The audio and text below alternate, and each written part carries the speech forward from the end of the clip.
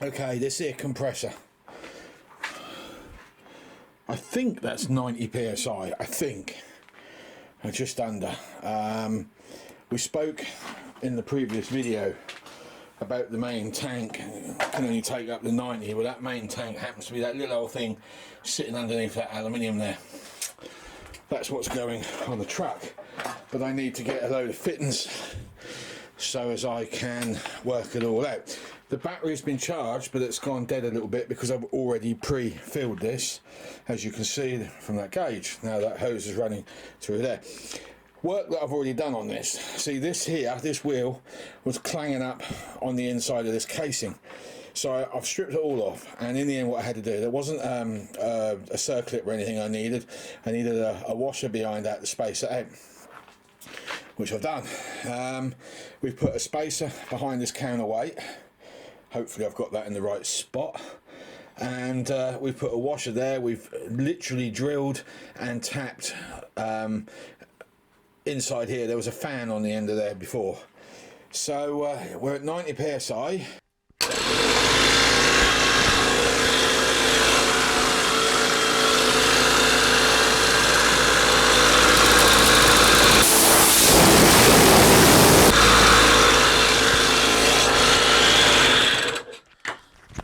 There you go. I can say that that air compressor is a full smack-on success. I had my concerns at the very beginning of this. Better move this mic down here because it's going to be too loud otherwise. Yeah, I had my concerns at the very beginning of this, but no, I've got none now. So welcome to part 2. I've been messing around with this morning in the rainstorm. I was getting on with other stuff, but the rain has put a mockery to it. A mockery. Anyway,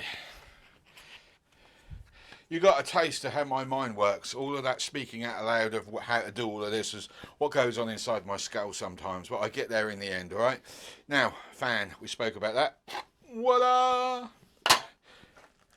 2 bolts. Well, actually it's 3 because that one's holding counterweight on, and then you got that one which is a lock nut under there, and you got another one. There's also a stack of large washers under there because this is at the end of the day just plastic. Okay, I don't know if I'm spinning the correct way. I put it in how I thought it needed to go in. It can come, you know, we can undo that dome nut and that nut, and we can lift and we can do it the other way. I even threaded the plastic as well.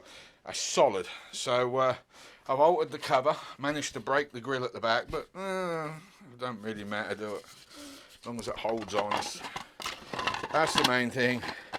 So that'll go on like that. We'll do those up. I might have to put a plate welded in here with a screw there. We'll see as we get closer to time. I've got one spare screw there that I can use if I need to. It does vibrate rather a lot. The other thing I've got to do now as it has come out so good, in my opinion, I need to square this all off here as well and just get it a little bit neater. And then we can wire brush what we can back, and we'll hammerite all the metal up, and we'll be good to go. What I would like to do, now that I know it's working properly, I'd like to take that motor out and get those bearings replaced. I don't actually know how to do it. The last motor I pulled apart, I completely screwed it up.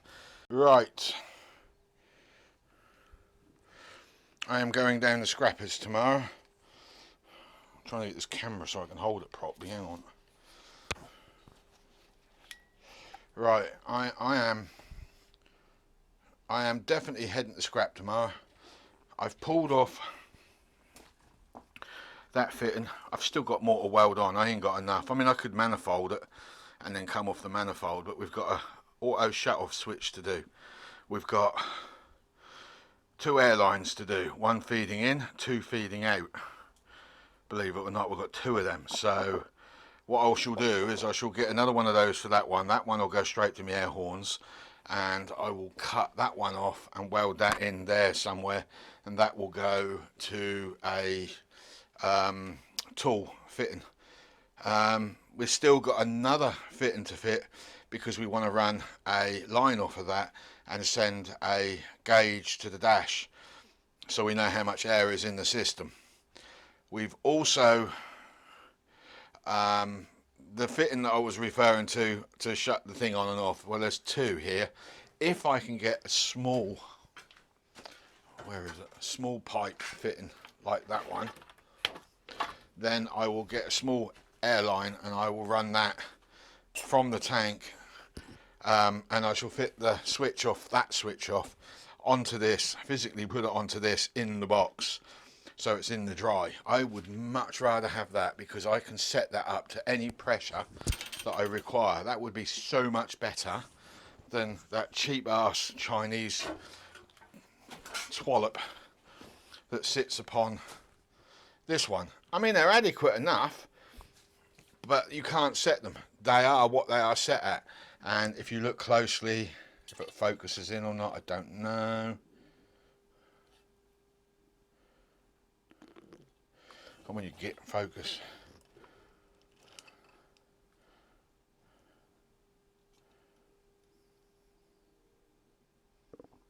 No, it's not focusing. Bear with me.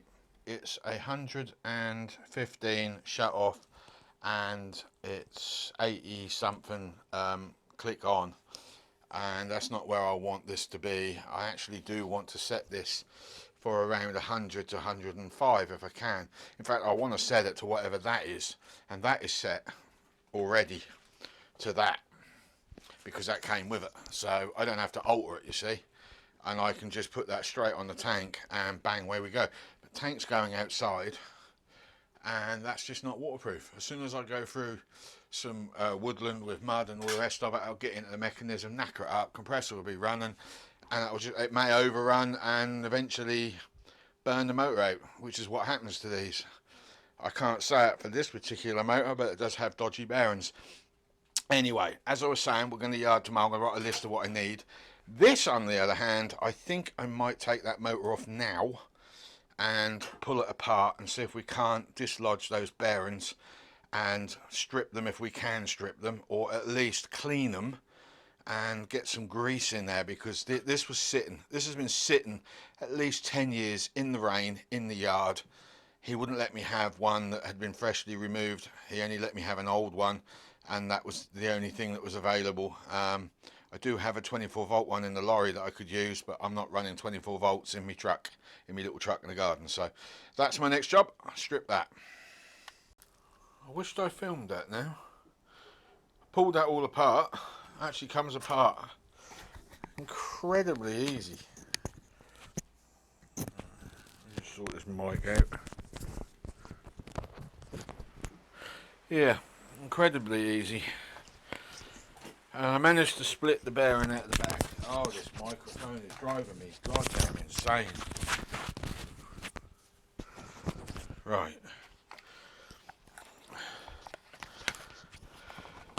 But I also found 2 seized up bushes, or brushes, sorry. So I want to quickly demo what's going on. I had the charger on. I'll put some more power in the battery.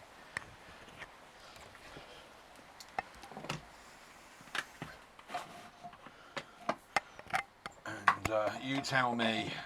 Now, I used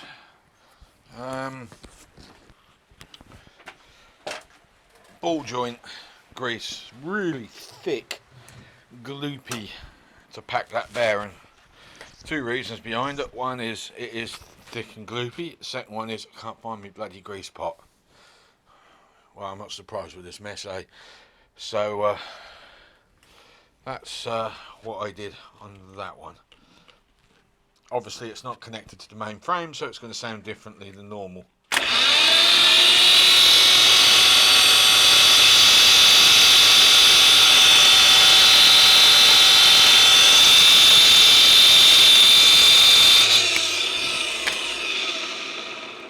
It's still noisy, but it's not as noisy as it was, and the bearings are greased up. I need to replace those bearings. That one is the one that needs replacing the most. No, it isn't, sorry. It's that one. That's the one that's rotted out, which is a surprise, really, because it was this end that was poking up out of the, in the rain. So it obviously went down inside and filled up at the bottom.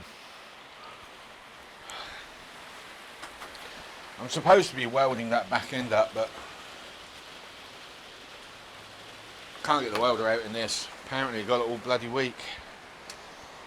So there you go. Now all I've got to do is put it all back together. Sorry guys, I don't know how long this winter's going to last. We've got 3 weather storms coming in, one after the other. At the moment it's mild. I've got other things to get on with. So I don't know if I'm going to get that welding done in order to get that fuel in. So we'll see where we end up. I did say don't hold me to it. Anyway, just back together. But I'm having some trouble with these terminals now. Blooming motor is knackered. Really could do with a new one if I'm honest. But yeah, I think the best thing I can do with this is have a word with that company up in Nacton that does starter motor repairs and alternator repairs and see if they are in a position to sort this out. That way I get it done professionally then. Right, been to the yard, managed to pick up 2 of these. These are air gauges. I've got tank 1, tank 2. They're lorry, you know, for the front air and the rear air. I also got a voltmeter that I've got to clean up. It's a little bit worse for wear, but it does work. A load of these. That was pointless because my pipes don't fit those, any of them. I did replace this, so I can now plumb into that. And suddenly dawned on me that if I remove the lug from the side of the head, I can put the switch in there. I don't even know why I didn't think of it before, to be honest. Which has now left me with that spare, which means that can now go on the tank. And that can be plumbed up to a gauge. Not that I need to do that, because I could just get a T-piece like one of these and put it on a pipe, the blue pipe itself, and then run that straight to the gauge, because this has got to go to the front from the back to the front anyway. Snip into that, put a T-piece in, stick a smaller pipe in, about 4 mil, something like that, and I can achieve exactly the same thing. So I don't actually need to put anything in that tank. All I need is a blow off point for overcharging, and the 2 pipes, 3 pipes, yes, 3 pipes. So I have got to cut one of these off to weld on because we've got to feed into it as yet, but other than that, that is pretty much it. Now what I'm going to do, I want to make sure this is working, so I'm going to connect a test meter to these 2 ends, right? Or even just open it up and watch, one or the other. I'm going to feed this pipe back into that tank. I'm going to fire this thing up again, but I want to charge that battery up a little bit first before I do it. I'm a bit concerned about this. I might have to pull it apart again, and really don't want to do that, to be honest with you. But we'll see. And then we'll see what this is going to do, if it's actually going to do the job I'm intending it to do. Once that's done that, then I'll go to Suffolk Fasteners if I've got enough money, get some rubber feet. I don't think Toolstation do them. And we'll go about fitting that into the box in question. Right, everything is plugged in. Polished that up a little bit better than what it was, but you still can't see it. But that white line sign 120. I can see where 115 is, which is what I'm expecting everything to go on. So let's put some power on this, see what it does.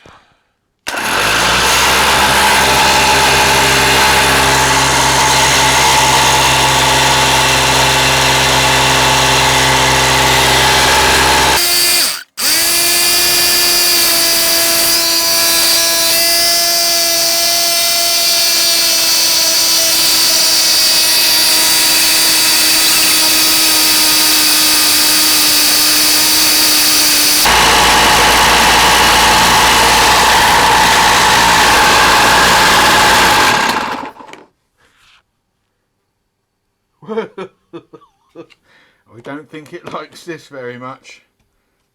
It's that terminal, hot, very hot. I said I had a fault with that. Nothing happened. So what the hell is that thing set to?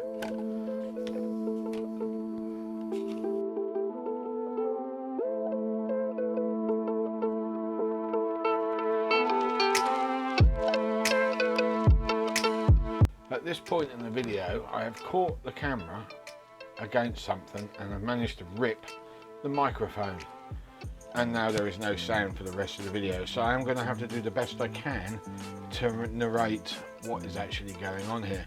And what I am talking about at this point in time is the motor has blown up.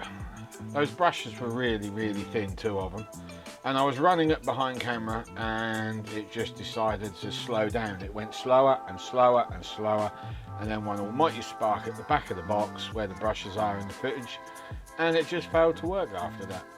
So that's it. The motor in question is dead, absolutely dead. So we'll have to replace it. The only thing I can think of is going back down the yard and seeing if he's got another Radcliffe style hydraulic unit that he can let me have on the cheap. I have just been down the yard. I've managed to find another hydraulic unit.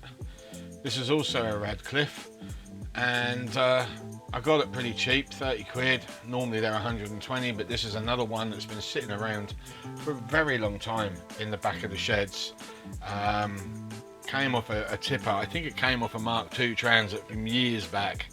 So we're going to pull that one apart and see what state it's in. Now, if we can, I'd like to keep that back plate that I'm now touching and see if we can't amalgamate that into the frame somehow. So we may have to cut the old original frame back and find a way of fitting that in. So wish me luck, people. We are now about to have a go. Right, I have managed to pull that motor apart and I've managed to put the new one on the back. That switch on the head does not work. I have gone and accidentally plugged it in to an inlet, so you'll see in a little while I actually do pull that apart and realise that there's 2 air filter points and 2 exit points. Now, as you can see, it's going like the clappers. I assure you that it is running so much smoother and so much sweeter than what it did before. The bearings and the brushes in that motor are in absolute mint condition. I don't think that motor has had a lot of use over the years. I have a suspicion that whoever owned the truck probably never used the tipper unit, because that motor is like absolute brand new, and I mean brand new. Okay, next clip. I'm looking at the main tank on the welder. We are now going to have to change our plans on how we're going to do this. I need to cut corners on costs because I need to save some more money. We didn't have enough money at the auction, as we spoke about, so the money that's in my wallet right this minute, I know I'm shaking the switch, I'll explain that in a minute. The money that I had in my wallet, I need to roll that over for next week, plus some extra that's coming in. So that means the rubber feet that I was going to purchase for this, I'm now going to have to make from scratch. So what I plan to do to save on costs, that switch is going to be fitted to that black tank. That black tank is going to go in the back of the truck, and that compressor unit that you're now looking at is going to go on top of that tank. We're going to make some rubber feet out of old motorcycle tyres, and I think everything will work out just fine. Watch this space. Okay, next clip. I'm looking at the tank on the bench. How's my narrating going so far? I hope it's working out. I don't actually know what the heck I'm talking about at this point in time, because now I'm turning the camera to myself and I can't do lip reading. So at this point I'm just going to stop. Right, at this point I'm now going to be looking into the rubber mount itself. You can use conveyor belt rubber, or you can use an old motorcycle tyre, but it has to be a nylon type because it's just easier to cut. I've got to use 4 feet. I can actually surround the rubber feet if need be in rubber hose. I'm looking at some of the hose now and I'm thinking I must have something in here, and there is a couple of lengths that are squashy enough to sleeve over the top of the solid rubber. You can even go as far as putting large round washers where the bolts go through the tyre, so everything is nice and strong. First rubber mount is made. I have used 3 8mm threaded bolts, very long ones. I have used a motorcycle tyre. I have cut it down the middle. So I've cut a piece of slab out and I've cut it down the middle, and I have put the 2 halves together, but I've got them on an opposite oppose. The purpose of that being is because of the shape of the tyre is round, by turning them outside to outside, sorry, inside to inside, this is putting a kinetic pressure and stretching the rubber to go flat, which will give it more strength and more rigidity.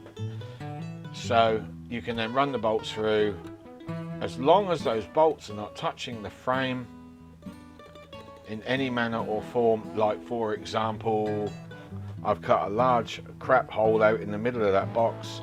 That nut fits over the top just neatly. That nut there no longer touches the metal frame, so the vibration from that frame will not run into that nut and run through to the tank and then the floor. So everything should work brilliantly, and there's plenty of flex but stiffness as well at the same time. Okay, so that's all 4 rubber mounts now done. I've even drilled and bolted 2 pieces of tubing to the underside ones. It is very crude, I have to admit, but then the whole thing is very crude. But it is extremely strong. That will get mounted to those frame brackets. I will weld them on, loosening off those bolts first so I don't blow through into the tank. And I will offset it slightly so I've got clearance to those outside nuts, and it doesn't touch the wall of the van as that concaves upwards a little bit. In other words, it slopes inwards as it goes up, and I need a little bit of space, as you can see from the demonstration of my hand.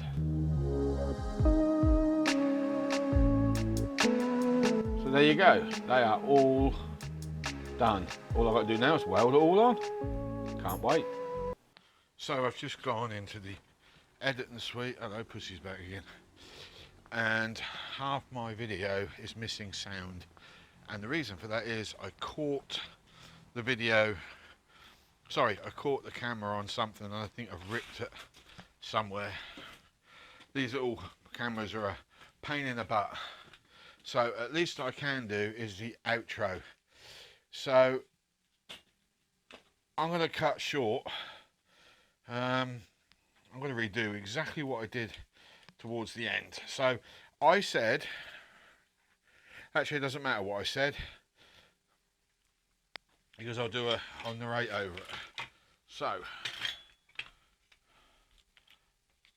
that's my live, and that's my negative, and I'll plumb this up and you'll see what we got. And it's a heck of a lot quieter.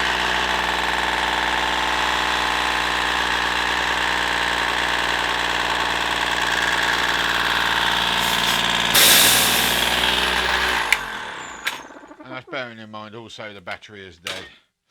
So those rubber mounts really did work out well, and I don't know how the heck I'm going to go about doing the narrating over the top of what I've already done. So this will be interesting, won't it? So I'd like to say thank you. I'd like to say thank you very much for viewing. Thank you very much for your likes and shares and your kind comments on the previous videos. I'm going to look down and see where I walk, because I'm such a mess in here. I ain't tidied up, my lazy sod sometimes. So yeah, I'd like to say thank you very much for your likes and shares. That's part 2 of the compressor build done. We've had multiple problems.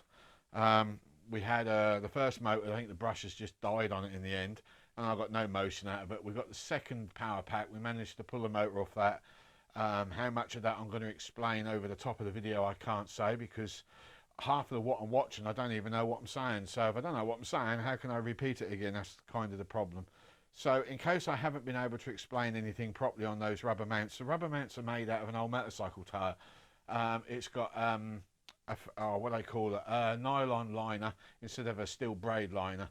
It is easy to cut with a very sharp Stanley knife. You don't need a bandsaw, as I tried to explain in the video that you probably didn't hear. When I welded the frames onto the compressor, I had to undo the belt slightly that are holding the feet on, so I could weld to that belt without blowing through into the compressor itself. So all of that has proven rather successful. Unfortunately, the car auction didn't go quite to plan. When I came home after I did that little video, I was actually quite gutted. I felt quite sick, because it was 65 quid I lost it on when I added it all up. 65 quid because I didn't put my money in the bank. I mean, surely that's illegal, charging to use cash. I get it to a point because I have to get staff to go out and cash it all in and all the rest of it, but even so, I mean, really, that's just nuts. But it's their rules, so we have to play by their rules, don't we? Extortionate, if you ask me. We'll go back Tuesday. Let's pray nobody has seen this video and I get kicked out. We'll see what they got. I'm not sure I'm going to be bidding on anything though. I'm not so sure I really trust this particular auction. The amount of money, the fees, but then there's nothing out there. There's nothing out there for sale. We've got a little con artist out there at the moment trying to sell a silver Hilux 2010 for 1,700 quid. No, 1,800 quid. I've got him hanging by a bit of string at the moment. I'm just playing around with him. I have no intentions in buying it because this vehicle don't exist. He's stolen the photos of somebody else's profile. That's the impression I'm getting. The last conversation I had with him was he wants me to send a deposit to him, hold it until Tuesday. I turned around and said, no, give me a video of what you got running so I can see it for myself, and that way I won't mess you around. Haven't had a reply. He's seen the post, but he hasn't replied. It's a scam. Just like some of the other scams. At least if you're going to do a scam, get the car price correctly so it looks more convincing, you know what I'm saying, instead of trying to entice people in on something that's better than it actually is. And I only replied to it because I saw the car. Didn't pay any attention to anything else. It was just the car. There is one for sale in my budget. That was what got me there. And then when I did some investigating, found out that 2010 was worth best part of 10 grand, 6 grand to a dealer, 10 grand to be sold out from a dealer. I kind of thought, yeah, there's something not right about this advert. Who in their right mind is going to sell a perfectly good car at that kind of money unless you're a millionaire? And then I looked at the profile picture. Asian lad with a baby cradled up onto his side. I've seen that same picture before on Facebook somewhere. And then that's when I sort of played around with him a little bit and got to where we got to, really. These people, where do they come from? I don't know. So anyway, next video we're going to go on to the pickup truck. We've got to weld up that hole that we have down by the wheel arch. I mean, you'll see the sloppy welding on a tank to understand why I'm reluctant to weld with fuel in it near it. It's not really a sensible thing. So heads. So that's got to be welded up. There is a plate behind there, but I don't exactly know what that plate is for. I'm assuming there's a bit of box in there somewhere to stop that wall from crushing in when the spring is moving around. So I've got to get a grinder in and I've got to cut that underneath here, make a plate to go over the top. I can't really do much with it unless I cut this whole area off and weld it back on after. It's also gone a little bit inside there as well, so it probably wouldn't be a bad idea to jack this up and just take the damn spring off, really. We'll see what happens tomorrow. So that's got to be done. As soon as we've done that, we'll put some go-go juice in and we'll start this thing up and we'll start moving it around and getting it up the top, and then we'll get all that rubbish up there down to here and we'll start sorting through stuff and see what we can work out. I don't know who owns that cat. Won't leave us alone now. I'm not upset by that fact because I do love animals and I love cats especially, but if that belongs to somebody, I'm sure they're not going to appreciate us feeding it. I certainly wouldn't like the idea of somebody feeding my cats. Actually, we have actually had that happen with previous cats and it did annoy me. But there you go. Cats choose their homes. You don't, they do. So next week we'll sort that out. This weekend we'll start. Probably put a video up on Monday for that, Sunday, Monday. Part 3 of the compressor. We've now got to fit all the fittings in. So we've got one of these gauges. We've got an Air 1 gauge and an Air 2. Air 1's going in the cab, which will be connected up to the blue inline pipe. Yeah, still Air 1, but I've got another one marked Air 2, so I'm going to make a fitting for that to sit in here somewhere. I'm not sure how that's going to work out at the moment, but Air 2 will go in there. I'll probably have to get some air fittings from Toolstation and play around with that, get some weld on types, and we'll be set. What else is there? I've got to think about this. Hold on, we've got a blow off valve to put in as well, over pressurized valve. We did want a second airline on this so we could run some tools, but I might look into this one and feed off that with a pipe and have a fitting here facing the back door, assuming yeah, that's the way it's going to go around, assuming I can clear the wheel arch, because I actually haven't measured that yet.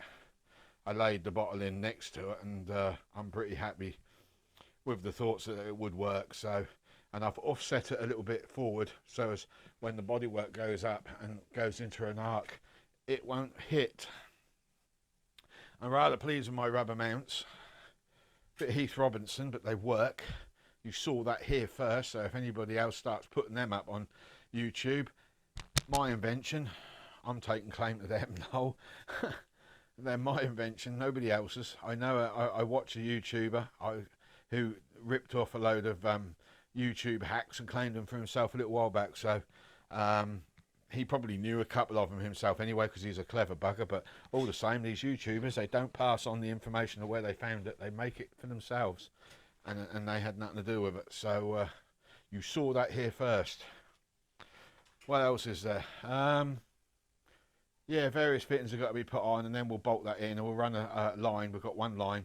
We'll run that to the front, and then at some point during the week when we start sanding and getting ready for paint, I will probably drill a few holes, pre-paint where the holes are, and put the horns under the bonnet in place ready. I've just got to get a few T-piece junctions. When I say T-piece, I mean this pipe has got to, not that one, but the other one of these has got to go into 4 separate horns, which is going under the bonnet. So we've got that to sort out. We've also got to cut some holes out actually for the air filters. So we don't want to be painting the bonnet yet, but if we put the bolts through, we do need to be sealing them up so they don't corrode and cause a galvanic reaction to the aluminium. So I really do need to put some sealant around them, or at least a rubber washer, or a nylon washer would be better actually, around each one, nylon or one of those fibre washers. So that's something else we're going to have to look at. That will get mounted into the back. It is scruffy, I don't deny that. It was originally just an experiment, so if it worked, with the intentions, if it did, of actually pulling it all apart, getting in some brand new metal, using my bandsaw to cut everything and putting it together properly. But I kind of come to the conclusion and the decision, do you know what, it works. Why fix something that isn't broken? It does work. It's just really, really crude. If I can get some plastic end caps to whack in there, I will. But it's not essential. I will hammerite it all up when I'm finished, a quick wire brush again, and everything will get hammerited, or I will get the spray gun out and just hit it with 2K primer and then whack a load of bed liner around it. But one way or the other, it will get some paint. So that is pretty much it for this week. That's all I can come up with. We're back to the auction again on Tuesday, as we spoke, and I'm hoping there might be a car available to me on Thursday that I can go and have a look. So maybe we'll be back at the auction on Thursday, but I'm not going to go out of my way to go up there if I think it's going to make too much money. I have my set budget. I do have a little bit more money to take with me this time, and this time I'm going to put the money in the bank and take my card with me, because I really didn't enjoy, so I've got hair everywhere, I really didn't enjoy carrying all that money around up there in case I lost it. I've got a habit of dropping stuff out of my pockets and then getting right upset, and that's took us months, over a year, to save that money up. We've been putting it aside and putting it aside, so I don't want to just give it away for any old piece of junk. This is the mistake I made with that truck. I was after a BMC FG 550. That's what I was after. I found one for sale in a scrapyard. The old boy had died who owned it. He was the new owners were instructed the scrapyard to take the box off the back and sell the vehicle, because it was in good condition. It really was in good condition. Could be driven there and then. Bloke lived in it. I came along, 500 quid I bought that for. Flipping hell. I paid 500 quid for it. I got a receipt. I made the mistake of going on the internet and going onto the FG site that's on Facebook or whatever it was, or wherever I found it, showing everybody what I got. What I didn't know was there was a verbal agreement with the guy that passed away. Nothing written, just a verbal agreement, according to this bloke. I don't actually believe that verbal agreement took place. I think he just wanted his best friend's truck because of the memories, which is fine, but I'd already paid for the damn thing. And I got tangled up in some legal loophole I couldn't get out, loop of BS that I couldn't get out of, really. Even though I had the receipt for it, but I didn't have the truck. I could have gone up there, jumped in and driven it out of there, and then undone the box myself and made him come and get it. I could have really been nasty about it. So I offered more money. I offered him 1,000 for it in the end, and then the other bloke offered 1,000. I then went up to 1,500 quid. He went up to 1,500 quid. He had a hard on for it. Pretty much. So in the end, I just caved in. And then he said to me, the yard owner, I've got a Midland up here if you want it. I'll have that, you know, you can have that for 15. I looked at it, I thought, you know what, I'm sick of looking. I'm sick to the teeth of looking. Everything I'm finding is scrap.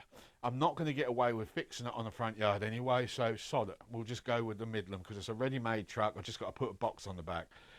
Biggest mistake of my life. Never going to do that again. And I'm certainly not going to do this with the pickup truck I'm looking for. If I can't find the right one that fits my needs and the wife's needs, we're not buying it. It's as simple as that. And I am trying to stay away from Rangers at the moment. I'm wondering if that's a good idea. Because let's face it, they're not a bad looking vehicle, but they've not got a good reputation. Rear axle, differentials blowing. There was something about head gaskets. Once the head gasket's gone, that's the engine done with.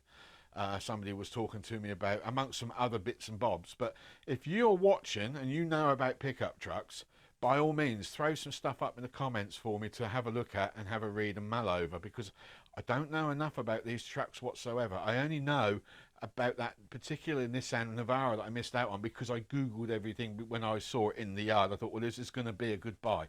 200,000 plus miles is high, really high, but is it high for one of these? And when we fired that engine up, it was smooth, it didn't smoke.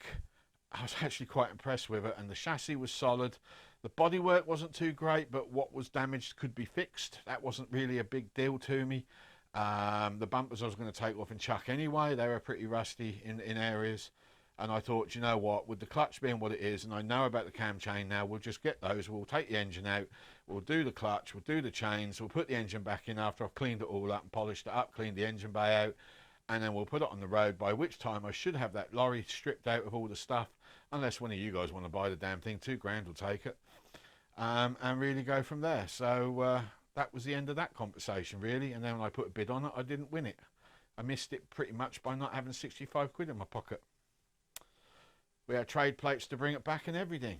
My mate's got them. Couldn't do it. And I didn't have enough time for my brain to process when the mistake was made. He jumped up out of his seat, went straight to the kiosk. I didn't even have a chance to sit there and make a phone call to my boy. Can you help me do a online payment quickly for me? I mean, we could have done that, but I never got enough time. My brain didn't work quick enough to say, hang on, mate, stop. Hang on, mate, stop. Let me just work this out. 500. How much is that? Okay, that's 65 quid. Let's do this. It was his account, though. Let's do this. I can make a quick phone call. Payment can be made on card. I'll pay the kid back later. That car's mine. I could have done that. We didn't do that. That's just the way it works. There are other vehicles out there. I just hope we can find a good one and we don't get stitched up. Anyway, that's enough ranting and rambling. I will see you on the next video. Hopefully with the weather being good, it will be end of weekend. We'll get that welding done. We'll get the fuel put in and we'll get everything moved, and I'll try and film as much as I possibly conceivably can with no promises. See you soon.